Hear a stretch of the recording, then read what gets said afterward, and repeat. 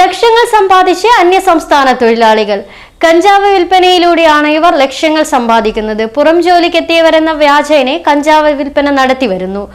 കണ്ണൂർ ജില്ലയിൽ വ്യാപകമായി കഞ്ചാവ് വിൽപ്പന നടത്തുന്ന 2 പേരെയാണ് എക്സൈസ് കമ്മീഷണറുടെ സ്പെഷ്യൽ സ്ക്വാഡ് 2 പേരെ കഴിഞ്ഞ ദിവസം പാനൂരിൽ വെച്ച് പിടികൂടിയത്.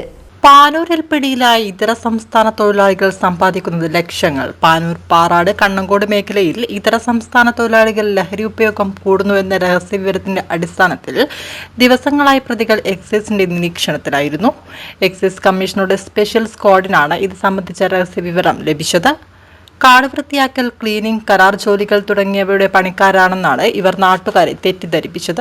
ജില്ലയുടെ വിവിധ ഭാഗങ്ങളിൽ ക്വാർട്ടേഴ്സുകൾ വാടകയ്ക്കെടുത്ത് കഞ്ചാവ് വിൽപ്പന നടത്തുകയാണ് രീതി. പശ്ചിമബംഗാൾ സ്വദേശികളായ അനറുൽ മൊല്ല, റഹ്മാൻ മൊല്ല എന്നിവരെ 2.100 ഗ്രാം കഞ്ചാവുമായി കൈയോടെ പിടികൂടുകയായിരുന്നു. കൊൽക്കത്തയിൽ നിന്നാണ് പ്രതികൾ ട്രെയിൻ മാർഗം കഞ്ചാവ് എത്തിക്കുന്നത്.